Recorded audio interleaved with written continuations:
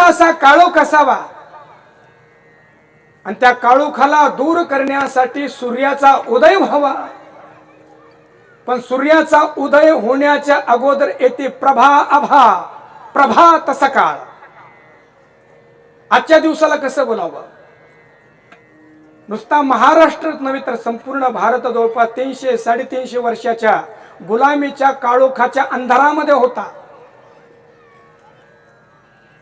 या काळोखाची या अंधाराची उषक्काल होणार होते, सकाळ होणार होते. आणि या महाराष्ट्रामध्ये एक सूर्य उदयाला येणार होता.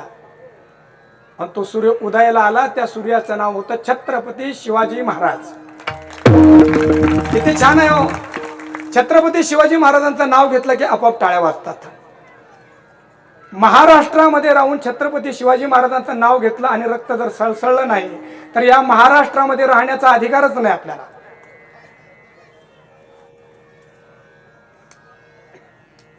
खरं तर आपण टाळ्या वाजवल्या म्हणून मी पुढे आलो. मला आज मागे यायचं होतं थोडंसं. अंधाऱ्या रात्रीमध्ये उगवलेला चित्सूर्य, सगळ्यांना प्रकाश देणारा सूर्य म्हणजे छत्रपती शिवाजी महाराज आहे. तर या छत्रपती शिवाजी महाराजांच्या अगोदर या सूर्याला प्रगट करणारी पहाट, प्रभात, सकाळ जर कोण असेल तर त्या राजमाता जिजाऊ आहेत. किंबहुना पहाट जर झाली नाही, प्रभात जर झाली नाही तर सूर्याचं अस्तित्व कसं? म्हणून या सूर्याला सुद्धा प्रगट करण्यासाठी जी पहाट या महाराष्ट्रामध्ये झाली, जी प्रभात झाली, त्या प्रभातेचं नाव स्वराज्य जननी जिजाऊ मायसाहेब. किती गोड आहे महाराज आहे. आमची भारतीय संस्कृती कृतज्ञला अभिव्यक्त करणारी आहे. विको थोडा कमी ठेवला तरी चालेल ना, माझा शब्द जाऊ द्या. इथली कृतज्ञता फक्त माणसांमध्ये नाही तर कणाकणांमध्ये. खूप चांगला आहे का आपण? खूप चांगला आहे का? हे कीर्तन असंही होऊ शकतं. कीर्तनाच्या सुरुवातीलाच उड्याच मारायला पाहिजे असं काही नाहीये. कीर्तनाच्या सुरुवातीला गोंधळच करायला पाहिजे असं नाहीये. आमचे ज्ञानेश्वर महाराज म्हणतात श्रवण असं करावं, असं श्रवण करावं की भुंगे येतात. भुंगे येतात. कमळामध्ये असलेला जो मकरंद आहे त्या मकरंदाला सेवन करत असताना त्या पाकळ्यावर इतके हळुवार पाय ठेवतात की मकरंद सेवन करून गेल्यानंतरही कमळाला कळत नाही इतके हळुवार असावे. विठाला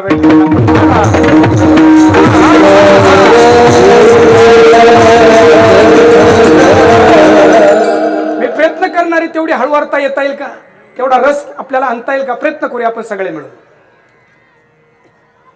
कृतज्ञता फक्त आमच्या माणसांमध्येच नाही तर इथल्या कणांकणांमध्ये आहे.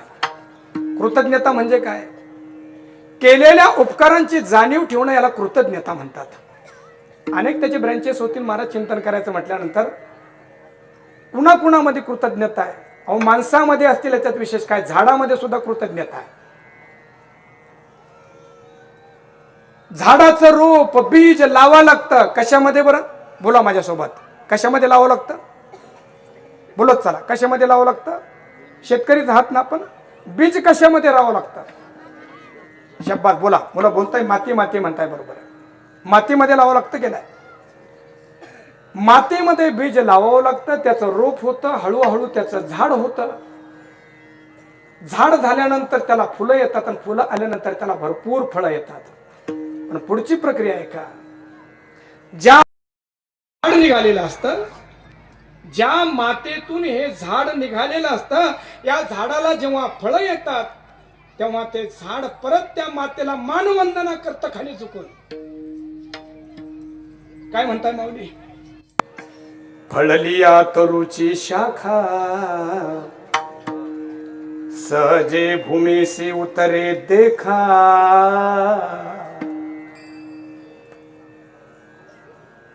फळलिया. आता गातानी द्यायचं बरं का. गातानी मला रिटवून द्यायचं आणि बोलताना सरळ करायचं. झालं सेटिंग वेगळं काही लागत नाही. फळलिया तरुची शाखा साजे भूमी से उतरे देखा. तैसे भूत मात्रा अशेखा. खालावती ते झाड सुद्धा म्हणतं मला रुजवण्यासाठी, मला मोठं करण्यासाठी.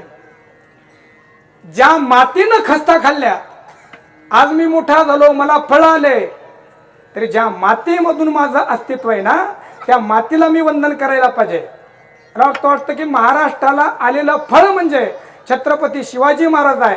पण ते फळ, ते झाड ज्या मातीत रुजलं, त्या मातेचं नाव राजमाता मासाहेब जिजाऊ आहेत.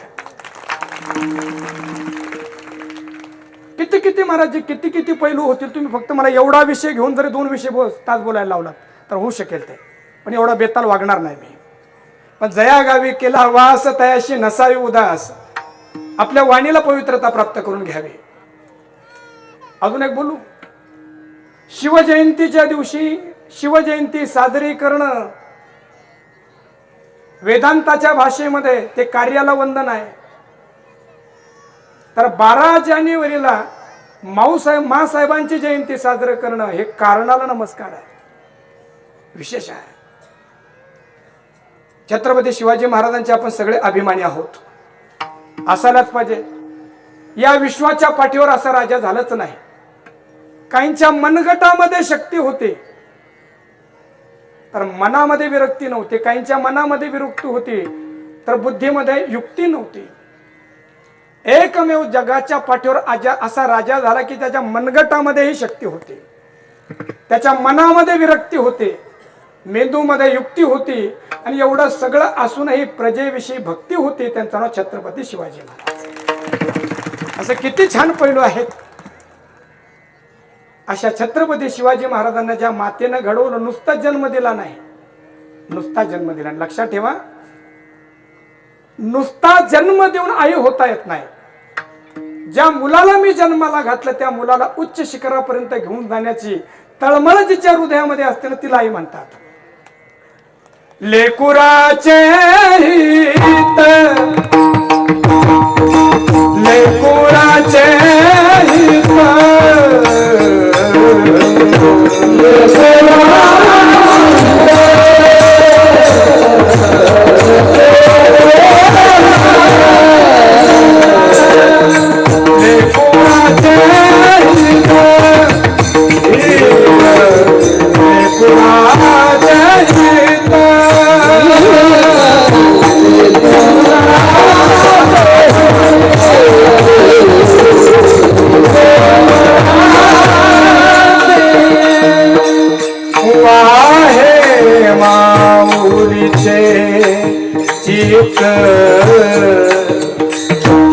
दोन पाठ जाणे माऊलीचे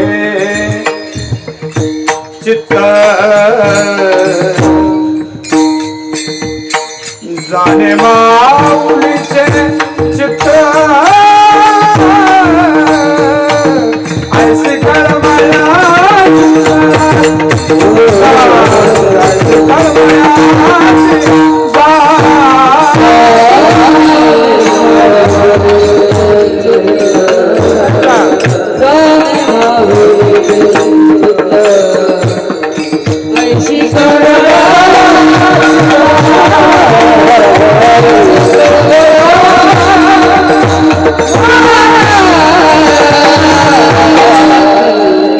या महाराष्ट्राची माऊली जन्माला आली आजच्या दिवशी. मासाहेब एकाच मुलाची आई राहिली नाही तर सगळ्या प्रजेची माऊली झाली, सगळ्या प्रजेची. इतिहास गोड आहे, पण इतिहास म्हटलं की आरडा ओरडा करायचा, लोकांना वाटवा अंगावर नको यायला बाबा हा टाळ्या वाजवा. ठीक आहे, अजूनही शहाणपण यावं लागणार आहे. महाराजी सभेमध्ये बरेच लोक बसलेले होते, अनेकाला तंबाखूची तलप लागली, त्यांनी तंबाखू काढली, मळली, ती मी खात नाही, माझ्याकडे बघू नका, एवढं काय गरज नाही, कारण त्याच्यापेक्षा खूप गोड गोष्ट आम्हाला भेटलेली आहे. आणि ते एवढे अमृतासारखी वस्तू भेटू नये, हे एवढ्या गलिच्छ वस्तूकडे जावं आम्ही, ते आमचं दुर्भाग्य असं. मी माझं बोलतोय, आपलं नाही. तंबाखू चोळली तिने महाराज, आणि त्याच्यानंतर भर सभेमध्ये त्यांनी ती फक्त त्याच्यावर थाप मारली. लोकांना वाजला टाळी वाजली की काय, सगळ्यांनी टाळ्या वाजवल्यात. माझी अशी इच्छा आहे की तंबाखूवर थाप मारल्यानंतर जी टाळी पडते ती टाळी नको मला, हृदयाचा ठाव ज्या शब्दाने घेतला त्याची अभिव्यक्ती म्हणून टाळी असावे. विठाला विठाला.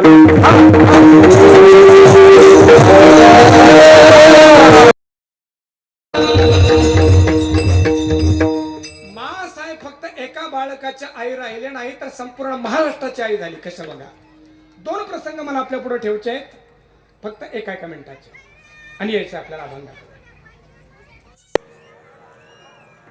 या महाराष्ट्रामध्ये पाच पाच बादशाह्या समाजाचे लचके तोडत होते. निजामशहा, आदिलशहा, कुतुबशहा, बरीदशहा, इमामशहा असे पाच पाच बादशाह आहेत. आणि काम करणारी माणसं दुसरी नव्हती महाराज, काम करणारी माणसं मराठे होते. आता हा मराठा शब्द जातीवाचक नाही हे पण लक्षात ठेवा. पंजाब, सिंधू, गुजरात, पुढे मग मराठा म्हटलं ते जातीवाचक नाहीये. पण काय करावं, हा मराठा शब्द झोमतोय लोकांना.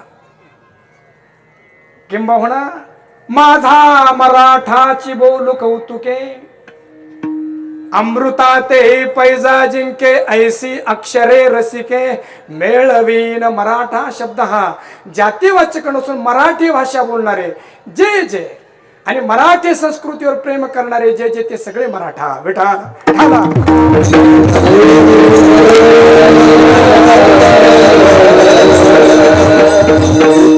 महाराष्ट्रामध्ये परकीय हे लोक, इस्लामाचे लोक महाराष्ट्राच्या जनतेचे लचके तोडत होते. त्यांना आवडेल ती गोष्ट त्यांची, त्यांना आवडेल ती व्यक्ती त्यांची,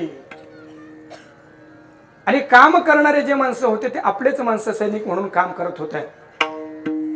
माँसाहेब जिजाऊंचा जन्म झाला शिंदखेड राजाला. लखोजी जाधवांच्या घरी त्यांचा जन्म झाला. 1598, 12 जानेवारी 1598 ला जिजाऊंचा जन्म झाला. आणि विवाह झाला भोसलेंच्या कुटुंबामध्ये. इतिहास खूप छान आहे. इतिहास आहे देवगिरी किल्ल्याचा, आणि त्या देवगिरी किल्ल्यावर 3 वतनदार सरदार त्यावेळेस नांदत होते. त्यातले होते एक भोसले, दुसरे जाधव, तिसरे आम्ही म्हणजे खंडागळे. जर आपण जाल, माझा देवगिरी जवळच गाव आहे. आणि जाधव, भोसले आणि खंडागळे हे 3ही सरदार काम करत होते निजामशहाच्या दरबारामध्ये. आपण जर देवगिरी किल्ला पाहिला असेल तर अभेद्य किल्ला आहे, अलौकिक किल्ला आहे. भारतामध्ये अनेक किल्ले आहेत, परंतु इतकं सुंदर बांधकाम, निराळाच.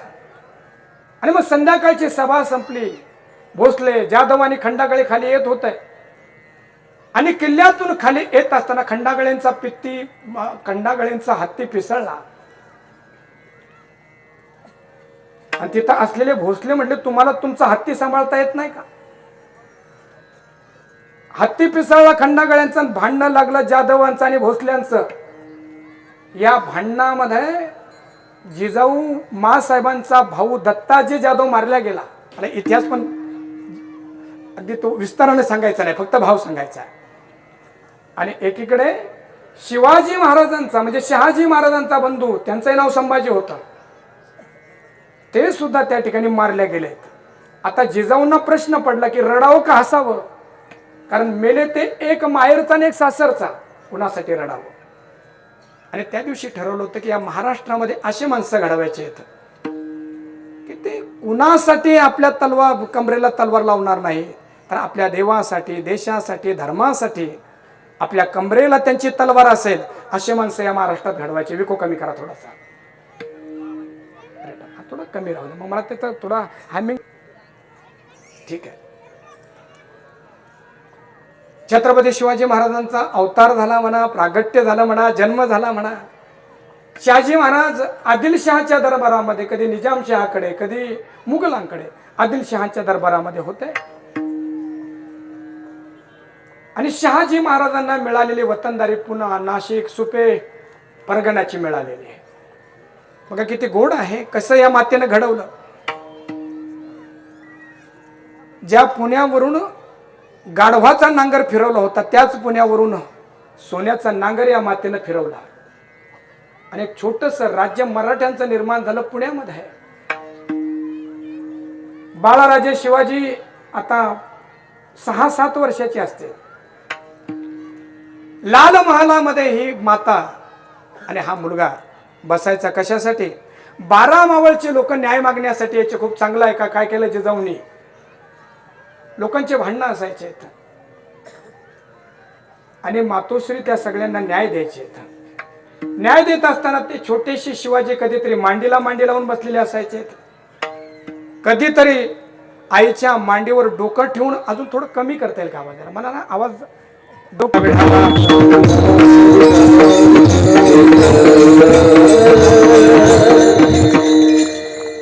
मासाहेब न्याय देत असताना हा छोटेसे बाळराजे आईच्या मांडीला मांडी लावून बसायच्या. ते न्याय देण्याची ही सगळी प्रक्रिया ते बघायचे. ऐका मुलांना, एक दिवस हे छोटेसे शिवाजी आईला म्हणालेत, आई अगं न्याय द्यावा लागतो का?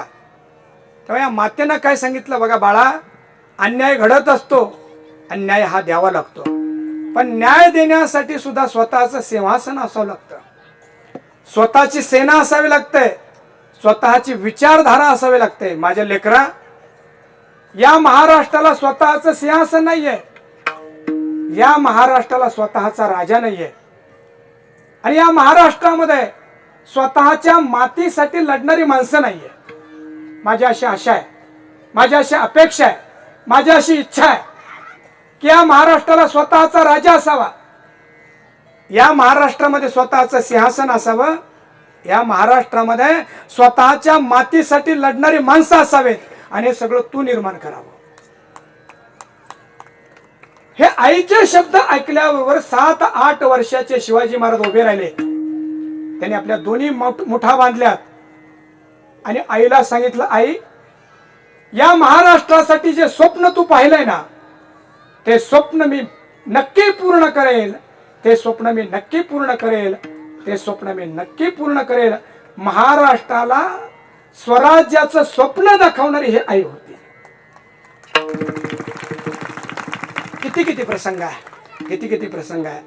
अशा या राजमातेला, स्वराज्य जननीला आज आपण वंदन करूया. आणि दुसरा एक महापुरुष आज भारतामध्ये आला की शिकागोच्या धर्म परिषदेमध्ये गेल्यानंतर त्याने संपूर्ण विश्वाला सांगितलं होतं, भारतीय इंडियन फिलॉसॉफी म्हणूया, भारतीय तत्वज्ञान काय आहे. अनेक धर्माचार्य संपूर्ण विश्वातून आले होते, आणि जेव्हा हा 7 समुद्रापलीकडून आलेला संन्यासी बोलायला लागला, काय बोलला होता तो? My brothers and sisters of America, अमेरिकेमध्ये असलेल्या माझ्या बंधू आणि भगिनींनो, आतापर्यंत उभा राहणारे धर्माचार्य म्हणत होते लेडीज अँड जेंटलमॅन, सभ्य स्त्री पुरुषांनो, परंतु भगव्या कपड्यामध्ये आणि 7 समुद्रापलीकडून आलेला हा संन्यासी जेव्हा बंधू भगिनी म्हणतो तेव्हा टाळ्या वाजवतो. त्या 2 मिनिटं नाही, 5 मिनिटं नाही, 10 मिनिटापर्यंत. किती हिंदू धर्माचा अभिमान महाराज.